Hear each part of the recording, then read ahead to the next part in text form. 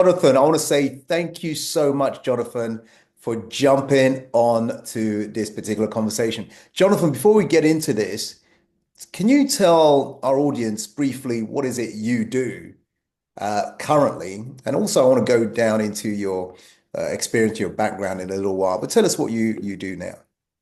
Yeah, I'm the founder and CEO of a company called Parsonex, which is an investment firm that we have offices in multiple states. We manage about $1 billion and started it from scratch. And I'm an entrepreneur through and through. We do some things in the entertainment industry as far as finance and investing, but I'm a I'm a creative person, a rainmaker. I like to get into things and make them happen. That's what you need in business and entrepreneur. And then you just got to stick with it a long term, which we have. And so we've been blessed enough to have a great group of people and team that's been growing. And yeah, Superb. So anyone just tuning in, why should they listen? Why should they stay and listen to this conversation? This amazing conversation we're going to have about money, wealth, financials, all this kind of stuff. I think hopefully we'll give them some insights or just a nugget of something that resonates with them that can help them on their journey as far as either growing a business, investing money, becoming financially independent, and really pursuing your goals and dreams. I think that's the theme that you talk. That's what it's about. It's about there's always choices in life, and not everything is for everybody, but people got to choose what they want to do and pursue it with everything they got. And so hopefully we can give them just a tiny bit of that little thing that maybe they'll help them or reinforce something they already know to go out and take action and do whatever it is they're doing. Superb. So if wealth creation is important to you, stay tuned. If building assets are important to you, stay tuned. If financial freedom and independence is important to you, or building businesses is important to you, stay tuned. So fantastic. So it's a pleasure to have you here again, Jonathan. Jonathan, tell us a little bit about your entrepreneurial background. What got you, how long have you been an entrepreneur? What happened? What got you into entrepreneurship? I think I've deep down in hindsight always been an entrepreneur since I was a kid. I grew up, I would just say lower middle income, like never went without a meal. So, I mean, Right. there's a certain amount of, I look back now, I was like, yeah, we're very fortunate or blessed to be born in most circumstances in this day and age. But I guess I always perceived as a kid that I didn't have things that other people had or have opportunities.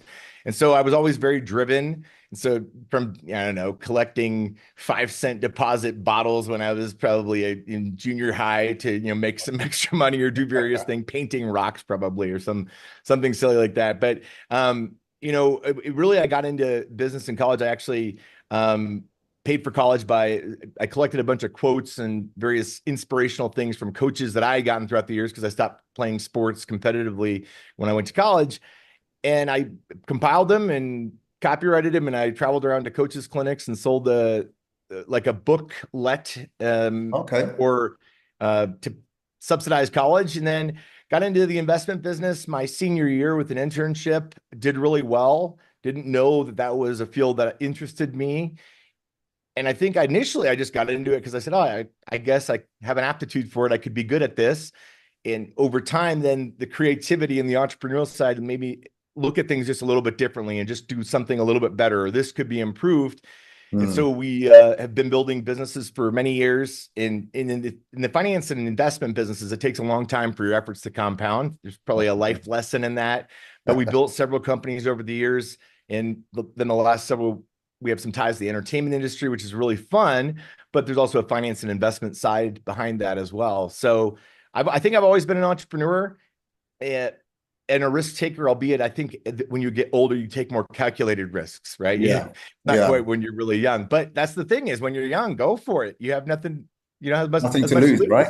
Yeah, go for it. Try Absolutely. it. Absolutely.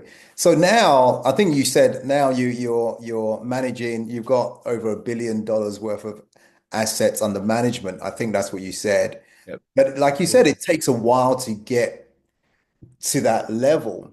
What has been some of your biggest lessons when you think about this journey from where you were to what you're doing now, and then being able to travel around the world, being able to help people finance their operations and bring films out to that weren't going to exist without your help in terms of financing. What's got you there, do you think? Well, I should mention that the film thing is a film that I've done so far. Mm. It's not like a major thing, but it's fun. Really, we're in the on the wealth management space, and really helping people become financially independent is what our group of advisors in our company does, and we're very good at it. We're relationship focused. But I think that, there's different phases in growing a business. And I think the first thing is that Napoleon Hill said everything starts with desire, right? And a small amount of desire makes a small flame, just like a large amount of desire Right. makes a big flame. And so you have to want something and not just try it. I think a lot of people think, oh, it'd be nice to have this or this or that, but they don't want to go through the process of the journey to end up in a certain place. I want to be a bodybuilder. Not really, but I'm just saying if I did, there would be a process to Right. go through to do that. You don't just show up at the gym and just think that everything is easy. That's right. So I think when you're starting out, you have this, I don't know, inspiration that strikes in something you want to do, and then you want to do it to the extent you're willing to put effort and money and everything you got. And then fortunately for entrepreneurs, we're optimistically naive on the front end. We're like, this is going to be awesome. And we think of everything we possibly can. We diagram it out. And then you go to work, and then probably 6 months into it, it's like, okay, wow, I didn't think of this and that and this. And then you have to just decide at that point. I think it's where mental toughness comes in. You have to decide, is this something I really want? Was this just a whim, or am I really going for it? And it tests your commitment. But if you're committed and you Mm. stick with it, and you keep trying to get better and you solve challenges, that's all we're doing as entrepreneurs, right? We're solving challenges that Problem. need solving. And that's Exactly. both in the bigger picture of what we're doing as an organization, and also just in the little things that have to happen to make an organization successful. So if I could go back to Jonathan, who just graduated college and about to set off, doing all these things on these entrepreneurial things on the side, but now really heading towards somewhere that which is pretty big later on in life. What was the one life lesson? And I know you've just given us different ones, but for you personally, someone listening in thinking, I've got all these challenges right now, and yes, I want to be there, but it just seems like I'm not getting there. What's one big life lesson for you or aha for you that you'd have pressed that button to say, hey, everything's going to be okay. I'm going to utilize this. I'm going to be this or whatever it is. I think it's a mindset. Mm, It would just be that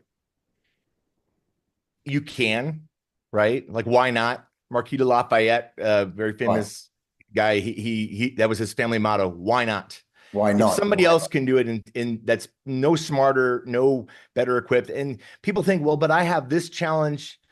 I have challenges A, B, C, and they think, so that person didn't have them. Yeah, but they had challenges D, E, F that you didn't Yeah. have, right? We Yeah. all have different challenges, and there's always things that need to be overcome.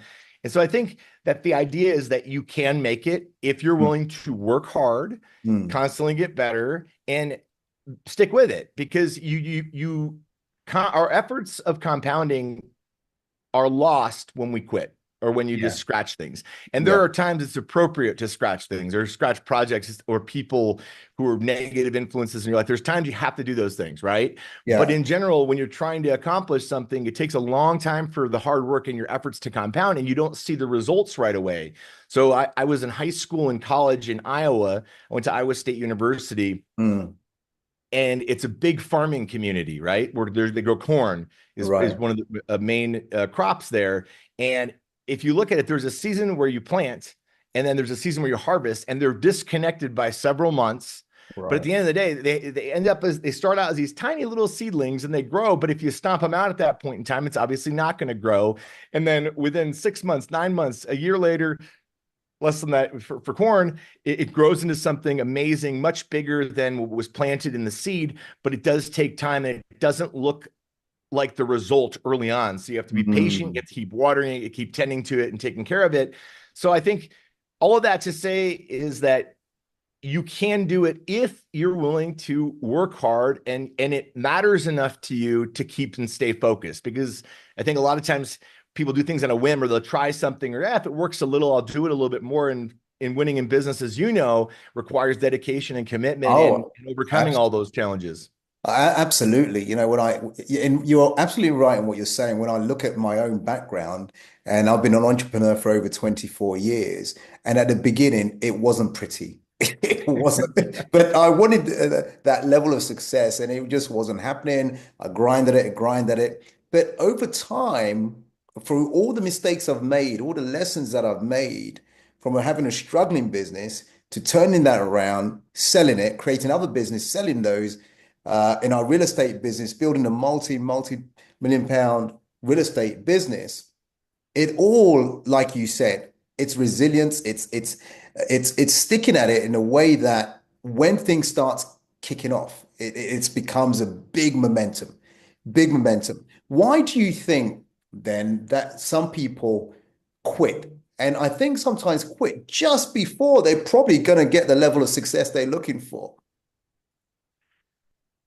Well, in looking back on my own journey, and by the way, what you just said is very powerful and way underestimated. And nobody, including myself, didn't want to hear it back in the day. I'm sure you didn't either. But that is that we learn way more from the difficulties and Oh yeah. challenges than we do from our successes. Oh yeah. But I think that what I said for years, so I'll tell you what I said for years, and just take you through my thought process on this. But what I've realized more in the recent years, uh, and again, I love mindset and Napoleon Hill, obviously Think and Grow Rich is one of the original like Yeah. success books because they're very well researched. We said what the mind can conceive and believe it can achieve.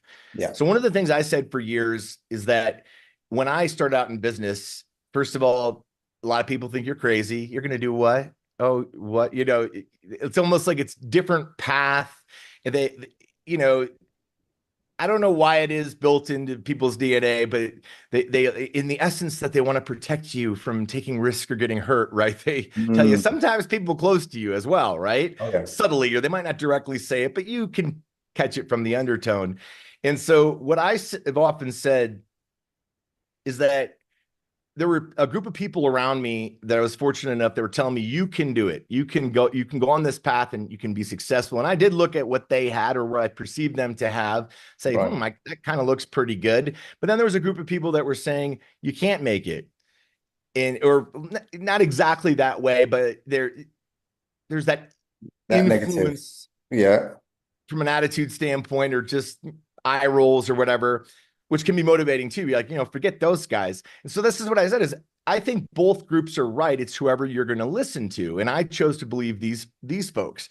Mm. However, when you talk about belief, right, what the mind can conceive and believe it can Hmm. achieve, belief is like there's thinking you can and hoping you can do something, and then there's believing you can do something. And I think that early on, I really hoped for it. I said, I'm going to choose to believe him, but I hope. Mm. And luckily I stayed focused enough and kept overcoming challenges. But then as you get experience in it, you just realize it's part of the process. And so Right. the older I've gotten, the more it's like, look, if we want to do an initiative, there's sometimes it's like exciting, but then I go, do we really want to do that? Because it's going to take a lot of work. And that as cool as it is, and as good as this could be or might be, there's going to be this period where it's going to be difficult and you're going to have obstacles and you're going to have to overcome those. And you have to solve challenges you didn't anticipate. So I think that for people, number one, surround yourself with people who are encouraging you, right? Mm. Like go get fed by whether it's reading books or watching seminars, attending, put yourself in an environment that is accretive to your desires and goals and try to find some friends who will be there for you and when it's tough because it will be tough. And I think that's all you can do. And then you just got to stick with it. And you can never stop doing it. Like if you're down, you can take a day off, you can take a break and recuperate, but you can't stop. You can't just be like, get to that place where the pressure's too much and you just stop doing things. Because whenever you stop doing things, that's when things stop happening. I Exactly. think just, stick to itiveness is a big deal. Stick to itiveness. I love it.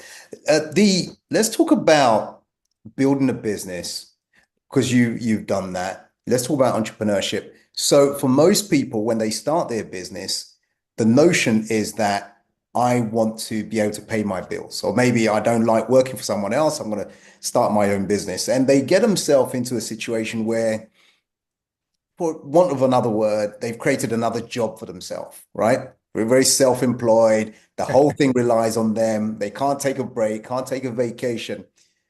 What does it take, do you believe, to move from that self-employed mentality to where you've actually set up a proper company as an entity that eventually doesn't rely on you to be there all the time? It's very tough, right? It's very difficult and it's a challenge. We have a lot of independent financial advisors who are having tremendous success that are Mm, affiliated with us, and most of them started from very little or from were new to the industry, and it took a long time for them to get where they're at. Now people go, "Oh my gosh, look at these people! They're so successful," but it wasn't like that all initially. mm, I think it's you labeled it exactly right. It's that self-employed is great, and there's so many advantages to being self-employed. Some of the best people in small businesses are self-employed or mm. some version of that, but it does tie you to a certain extent to the business, in the sense that, number one, if you want to sell it, what are you selling if the person who's doing all the work is leaving? Right? That's right. If you want to, you there is a commitment you have to have, because it always needs you. And if you want to make more money, you have to do more. So, and when you're right, when you start out, you're like, oh, I made a little bit of money. I need all that money. But it's so hard to look at it as revenue, not as income, because Mm. you're like, well, I made it, but really it needs It's to not pay yours. this bill and that bill and this bill, but I kind of need to eat too. So maybe I should balance this out a True. little bit. And making that switch where all of a sudden you're looking at the revenue as revenue to the business, as an entity, that a baby is something that you created and that you care about, and you have to start thinking about it in terms of like, gosh, what does the business need? And you are earning the equity in that business, not by necessarily always putting money into it, right? By putting your time and effort and not getting paid for that time and effort. That's Mm. why you're getting the equity in the business.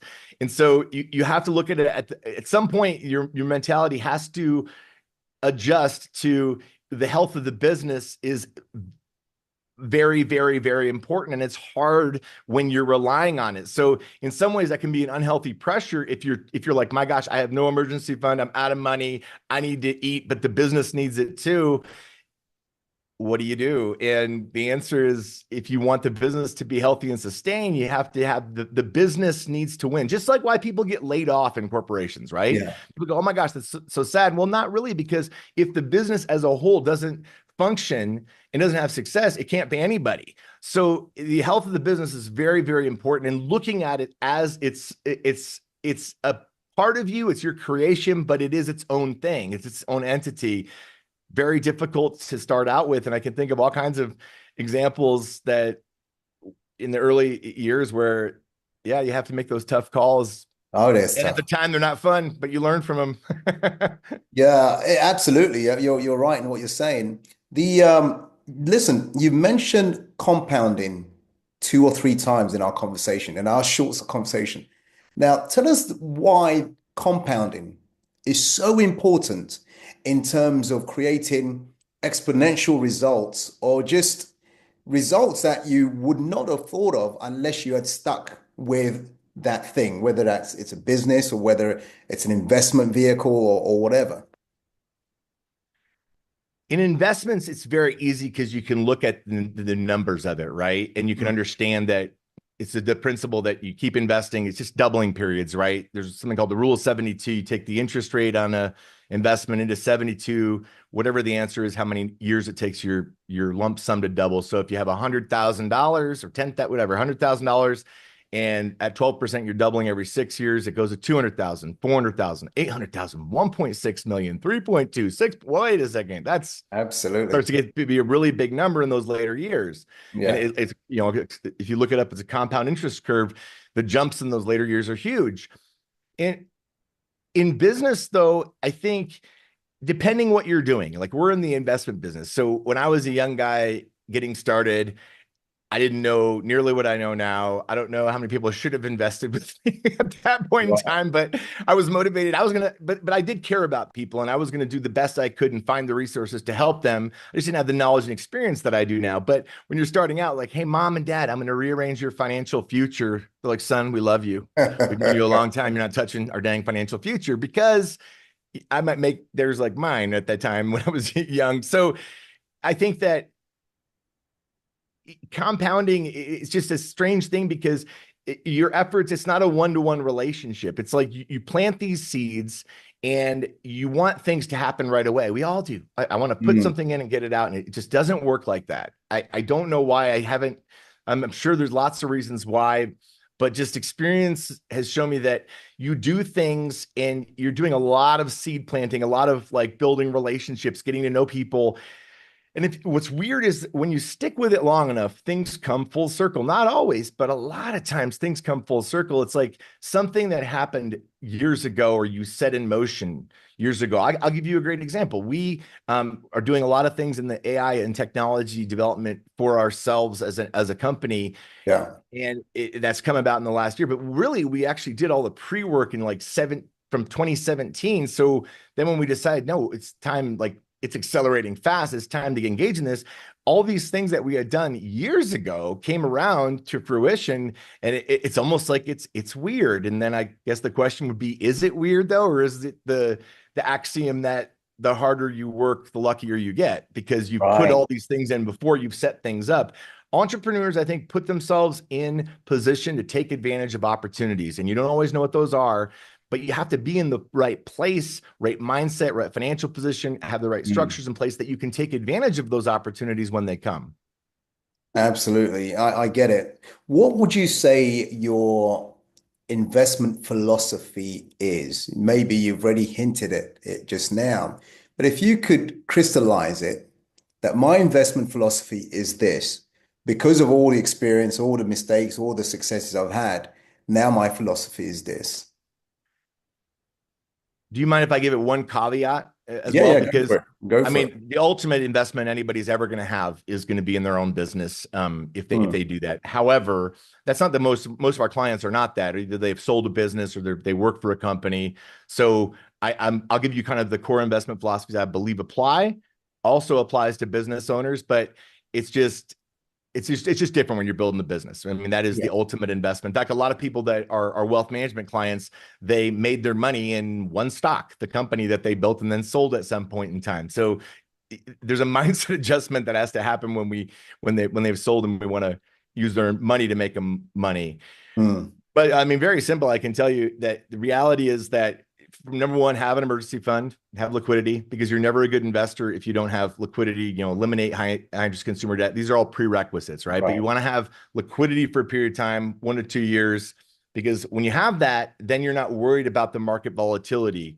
I don't view the greatest risks, as a lot of people do, of losing your money. I think that it's actually outliving your money or having your money eroded through inflation over time. So if you combine longevity with inflation, right, you're going to live a long time statistically, and costs are rising, right, in the future. That means we want to own assets that are accretive to wealth and make you money net of taxes and inflation. And really, the only one that's done that successfully is a diversified portfolio of stocks. So I believe in the stock market, like not gambling, not betting, owning companies, Warren Buffett type philosophy, own stocks for the long term. If you're not a long-term investor, it doesn't matter what stocks you buy, but over time, even if you just had the S&P 500, if you own a diversified portfolio of stocks and never sell them unless you need the money, when it goes down, you don't care because that's just temporary, and you buy more. If you have that philosophy over long periods of time,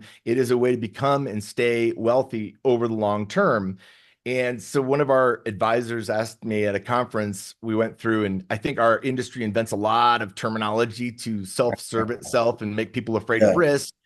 And I think I was maybe even speaking at that conference, and I said, look, simple, just have an emergency fund, invest in stocks, don't ever do anything, just, stay disciplined to that.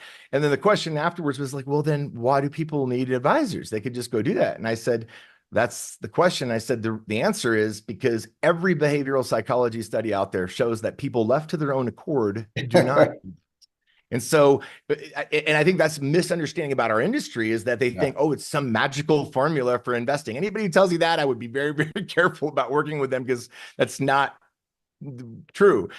It's really about behavior, doing the right things, continuing to do the right things. And that's where it translates so nicely into business as well, right? So, and then I think when you become financially independent, and people should do whatever they can to become financially independent, because once you become financially independent, and then start to go beyond that, beyond financial independence, that's where the things do change, right? The rules can be different. Like, how do you use debt? Like, do you pay off a mortgage as fast? I mean, Right. because basically once people are in a situation that they're not at risk of financial ruin, right?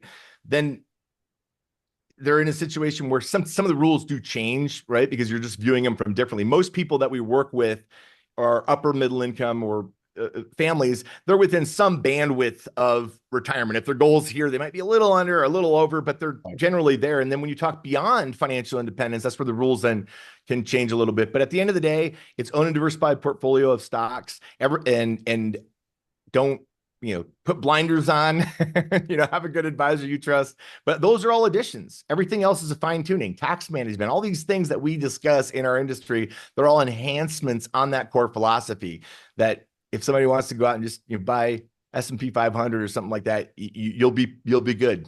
So Right. So what I'm hearing you say, Jonathan, is for a lot of our listeners who are small business owners, entrepreneurs, they can continue doing what they're doing, build a good business, hopefully sell it in the future if they want to.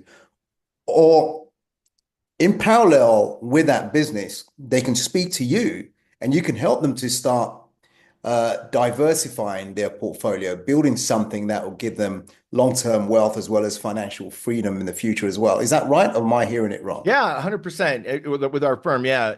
Yeah.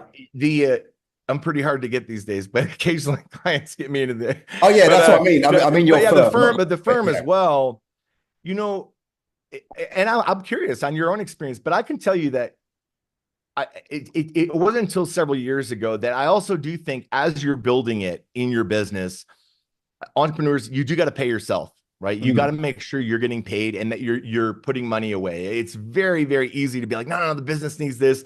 I've done it many times, right? Taking out the investments and restocked or whatever initiative it was. But I do think just as a baseline of operating, once you get to a certain point, it's like, no, you got to pay yourself, right? Because I run absolutely. across a lot of people. They're like, oh my gosh, in the film industry, it's the same thing. Oh my gosh, our film was very successful. I'm like, cool. Did you pay yourself? Well, that's the thing, right? I'm like, well, then really it wasn't profitable because you should have been paid X amount of dollars and you didn't get paid that X amount of dollars. So really it was a loss and it's working purely because you're volunteering your time. And so it's really important, I think, that you pay yourself along the way. The nice thing is, and I don't know how it is in the UK and other countries, but the nice thing is there's a lot of vehicles where you can start to invest money and accumulate assets.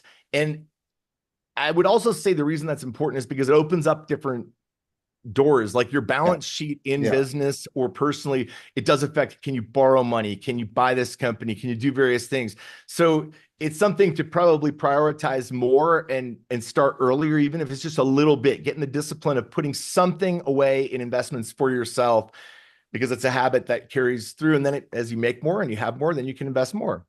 fantastic. Listen, and you're listening to the Business and Wealth Show with Jonathan Miller and the Business and Wealth Coach, Mac Attram. So listen, I want you to hit the subscribe button or the follow button.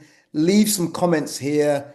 Give us an emoji. Tell us what you got out of this. I'm going back to Jonathan in a moment to see how we can get hold of him if you need to, and any last words that he has. So remember, the algorithm loves engagement. So make sure you share this with your colleagues, your friends, with your partners, and also make some comments here as well. Give us a thumbs up. Now, Jonathan, one thing is, how do people get hold of you if they want to learn more from your firm or they need this kind of advice or support? Yeah, it's parsonex.com, PARS as in Sam, ONEX.com. And I think under the leadership, my profile info is there. And so we're structured like a law firm. We have a lot of great people, but yeah, that's the best way. Parsonex.com. Got it. And Any final words, any last words? You've given us lots of golden nuggets for people to really think about these things.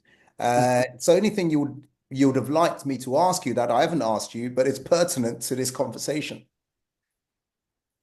Well, I pulled something up for you that I haven't actually shared on a podcast yet, and I was like, you know what, this might be the one to do it on, All since you right, like this sort of stuff. Do you want to hear a poem? Do you want a poem? go Like for a it.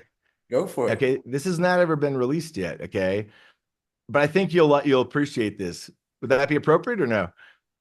Yeah, yeah, All go right. for it. So it's actually it's a success. Okay, so it says the weight of nothing. So it says, it's nothing you say, a moment slips by, a task left undone, a step you let slide. It's nothing you think, just one little piece, an inch that you yield, your standards decreased. If you wake up thinking you're owed every goal, without focus or grind, not paying the toll, how will you grow? Where will you stand? With nothing to show but dreams turned to sand. If you lose the discipline that brought you this far, expecting to win without bearing a scar, without the effort, the struggle, the climb, you'll find nothing waiting except wasted time. It's nothing, that corner cut in the dark, the promise you made now missing the mark. It's nothing, a practice, a rep left behind, a detail ignored, out of sight, out of mind. But nothing becomes something brick upon brick, seeds of success or mistakes that persist. The nothing you gave is the nothing you'll earn. In small things done well, greatness is earned. Yes, doing nothing brings nothing returned, yet from nothing, excuse me, there's something vital to learn. Nothing is more than striving to do the best that you can in all you pursue. With courage to grind, to strive and to thrive, struggles are conquered and dreams kept alive. Nothing matters more than the focus you bring to rise every day and give everything.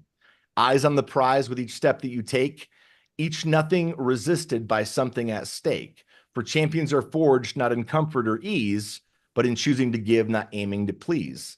So rise each morning with purpose and fire. The story is yours. Keep climbing higher in choices you make, in the work you pursue. Greatness unfolds when you give all of you. Wow. So Wow. Wow. And that's the first time we shared that publicly. I'm very grateful. Our I listeners are actually have them, like, but your listen, I don't know if that's something your listeners look like, but Oh I'll no, send it to I'm you. listening to it, and you know what I'm Yeah. getting out there? I'm getting it's a real a good summary of some of the things we've been discussing here on Yeah. this call. You know, from standards to discipline to resilience to actually doing something and taking action. And from nothing, you can create something, but Yeah. from nothing, if you don't do nothing, nothing happens. So I The love default. I love it. You got it. Yeah. Fantastic. I I'll love send it. you a copy of it. So Please, please yeah. do. Please do. Hey, But listen, Jonathan, it's been a pleasure speaking with you here. all right. And thank you for your time. Thank you for your insights. Thank you for sharing so much of your wealth and wisdom in this Oh, particular. Thank you very well, much. thanks. I appreciate it. It's really nice to be on. And yeah, I look forward to staying in touch, and best of success and year-end stuff. Definitely. Thanks a lot, Jonathan. And we Take care, will see Mac. you very See you. soon. Bye-bye. You are welcome, Jonathan. Bye. You are welcome. Let me